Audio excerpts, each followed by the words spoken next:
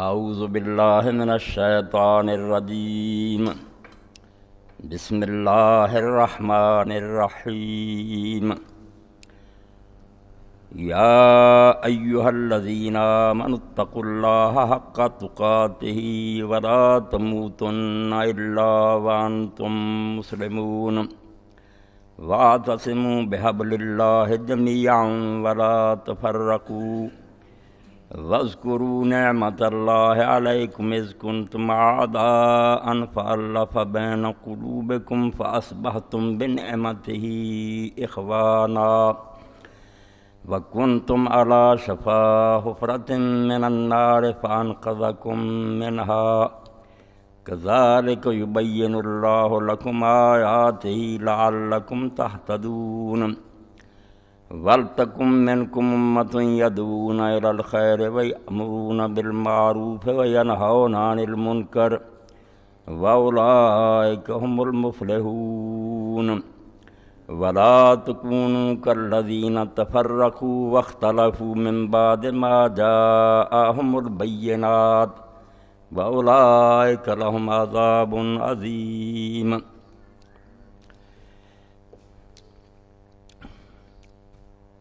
اللہ تعالیٰ نے انسان کو سب سے زیادہ قیمتی چیز جو عطا فرمائی ہے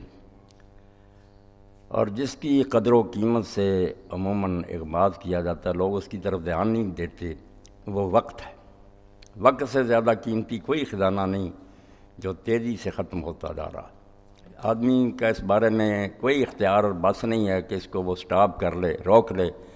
کہ بس فضول کاموں میں اپنی زندگی گزار کر پھر دیکھوں گا کہ زندگی چل رہی ہے۔ یعنی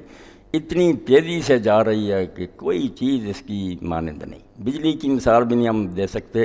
میں نے بات شروع کی، میری زندگی کے کچھ لمحات گزر گئے، وہ دوبارہ نہیں لوٹ سکتے۔ اور حالت یہ ہے کہ حضرت امیر المومنین علی رضی اللہ عنہ فرماتے ہیں الدہر یومان، کہ وقت دو قسم کا ہے، یوم القا و یوم العید۔ یا تو وہ وقت گزر گیا جو تیرے حق میں ہے، یا وہ وقت تو نے بسر کر لیا جو تیرے خلاف ہوگا۔ اس لیے یہ نہیں بات کہ وقت گزرتا جا رہا تو کوئی پرواہ نہیں، ہر لمحہ یا ہمارے گلے میں لعنت کا طوق بن رہا ہے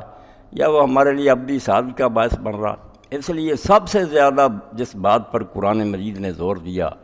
اور وہ سورہ جس کے بارے میں امام شافعی رحمۃ اللہ علیہ فرماتے ہیں کہ قرآن مجید میں سے کچھ بھی نازل نہ ہوتا تو یہ سورہ والعصر ہی لوگوں کی ہدایت کے لیے کافی تھی۔ اس کے شروع میں جو اللہ نے قسم اٹھائی والعصر، عصر میں دو معنی ہوتے ہیں نا، تیزی سے گزرنا اور تیزی سے گزرنا۔ اللہ فرماتا ہے عمر اتنی تیزی سے گزر رہی ہے، یہ تمہارے بس سے باہر، اس کی باغیں پکڑ کر رکھو، کام لے لو اس سے۔ اور اسی لیے ایک موقع پر حضرت علی رضی اللہ عنہ فرماتے ہیں ما من یوم یمر علی ابن آدم الا قال له ذلک اليوم، جو دن بھی آتا ہے نا بنی آدم پر، وہ اعلان کرتا، بزبان حال دعائی دیتا ہے انا یوم الجدید، کہ تیرے رب نے رحم فرمایا کہ تیرے گناہوں کی وجہ سے تجھے مٹایا نہیں، ایک دن کی اور مہلت دے دی۔ اور رسول کریم علیہ الصلوۃ والسلام اسی لیے جب سورج کو نکلتا دیکھتے تھے تو یہ دعا کرتے تھے الحمدللہ الذی قالنا یومنا ھذا برحمتہ ولم یہلکنا بذنوبنا، ہمارے گناہوں کو دیکھتا تو مٹا دیتا، ہم زندہ رہنے کے قابل نہیں تھے، اپنی رحمت سے ایک دن اس نے بونس دے دیا۔ تو فرماتے ہیں حضرت علی رضی اللہ عنہ نے فرمایا کہ جو دن آتا ہے بنی آدم، وہ اعلان کرتا ہے نا یوم جدید وانا علیک شہید، میں نیا دن تجھے ملا ہوں اور جو کچھ تو نے مجھ میں کرنا نا، میں قیامت کے دن اس کا گواہ ہوں۔ فقل فیہا خیرا وعمل فیہا خیرا، اللہ کے بندے مجھ میں اچھی باتیں کرنا اور نیک کام کرنا تاکہ اشہد لک بیوم القیامہ، دن قیامت میں تیرے حق میں گواہی دے سکوں، وبال نہ بنا لینا۔ صحیح مسلم کی کتاب الطہارت کی پہلی روایت ہے جو حضرت ابو مالک اشعری رضی اللہ عنہ سے رسول کریم علیہ السلام نے ببانگ دہل فرمایا کہ کل الناس تم روزانہ جو چلتے پھرتے نا، ہر آدمی روزانہ ایک تجارت کر رہا ہے، یہ دنیا ایک منڈی ہے، تم اس میں تجارت کر رہے ہو، فبائع النفس، اور سودا تم اپنے آپ کا کر رہے ہو، یا اپنے لیے خوش قسمتی خرید رہے ہو یا لعنت سمیٹ رہے ہو، روزانہ اپنی بے کر رہے ہو، فموتکھا موبقھا، کچھ لوگ اس کو جہنم سے چھڑا لیتے ہیں شام کو، کچھ اس کو تباہ کر دیتے ہیں۔ اس لیے سب سے زیادہ جس بات کی فکر ہونی چاہیے وہ یہ کہ کوئی لمحہ ضائع نہ جائے، یہ زندگی بہت قیمتی ہے، یا اس سے ابدی سعادت اور خوش نصیبی ملے گی جنت جس میں ہر نعمت ہوگی، یا جہنم جو اللہ تعالیٰ فرماتے ہیں لا یموت فیہا ولا یحیا، نہ مریں گے کہ جان چھوٹ جائے، نہ زندگی کا کوئی مزہ ہوگا۔ بہت بربادی۔ اس لیے ہمیں کوشش کرنی چاہیے کہ ہمارا ہر لمحہ جو ہے نا وہ کارآمد ثابت ہو، اس میں ہم کچھ نفع کی بات کر لیں، ہمارے لیے زندگی وبال نہ بن جائے۔ اور اس بارے میں ہم اتنے بے بس ہیں کہ کل ہی میرے دوست، وہ بہت میرے محترم بچہ، بڑا اچھا، اپنے ننہال گیا، عبد الرحمن اس کا نام ہے، وہاں اس کے نانے نے کہا کہ عبد الرحمن تم یہاں ٹھہر جاؤ۔ اس نے کہا نہیں، مولوی صاحب نے ہمیں پابند کر دیا تھا جہاں میں، یار میں نے وہ اجتماع میں ضرور جانا، آ رہا تھا ایکسیڈنٹ ہو گیا، اطلاع آ گئی کہ بھائی ہم نے یہ کہا تھا، وہ رکا نہیں، یہ ہو گیا۔ اس لیے میں یہ بات کہتا ہوں کہ کوئی نہیں جانتا کس وقت کیا ہو جائے گا۔ تزود من الدنیا فإنک لا تدری، اس دنیا میں سے کوئی سامان باندھ لو، کیونکہ تم نہیں جانتے ذا جنہ لیل حل تعیش حل الفجر، کہ جب رات آئی تو تجھے کیا پتا کہ صبح ہوگی یا نہیں ہو، صبح تو زندہ ہوگا یا نہیں ہوگا۔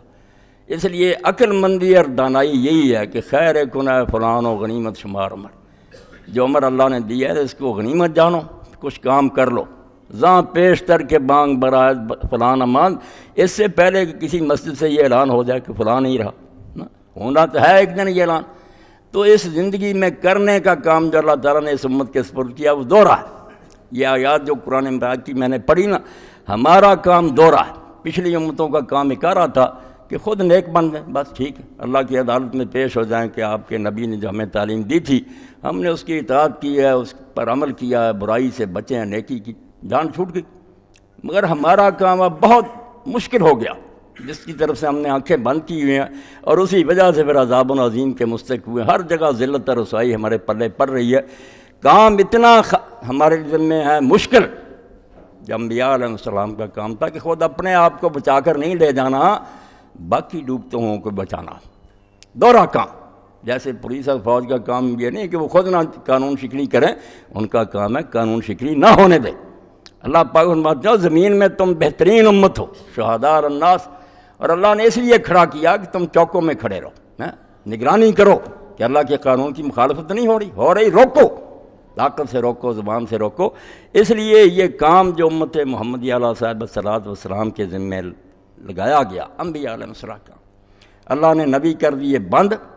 کہا اب نبی نہیں آئیں گے، قیامت تک ہدایت کے لیے رسول اللہ صلی اللہ علیہ وسلم کی تعلیم کافی۔ آپ نے 2 انگلیاں ملا کر کہہ دیا انا والساعۃ کہا تھا، میں اور قیامت اب اس طرح، میرے اور قیامت کے درمیان کوئی نبی نہیں، بس میں ہی آخری۔ مگر یہ دین جو ہے یہ تو نہیں رک گیا تھا، قیامت تک کے لوگ بھی ہدایت کے محتاج ہیں۔ تو جب پہلے نبی آتے رہے تو اب قیامت تک کے لوگوں کو کس نے دین بتانا؟ فرمایا تم نے بتانا، کون تم خیر امتن، تم سب سے بہتر امت ہو جو اللہ کے رسول کی اللہ نے منتخب کی ہے۔ کام تمہارا بڑا ہے، لوگوں کو نیکی کا حکم دو، اچھائی کی طرف بلاؤ، برائی سے روکو،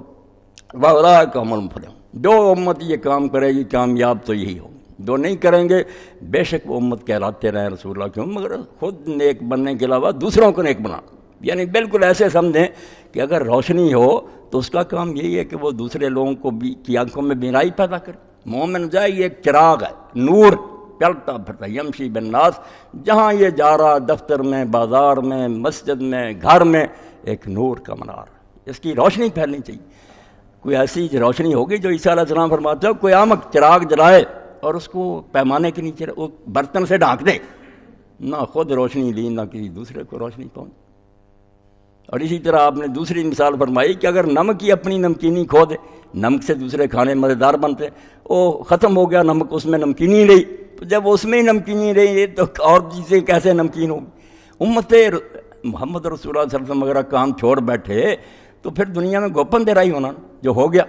ہم رو رہے ہیں، کام تو ہم نے چھوڑ دیا۔ اللہ فرماتا ہے زندگی قیمتی ہے، کام تمہارا ہے مشکل، دوہرا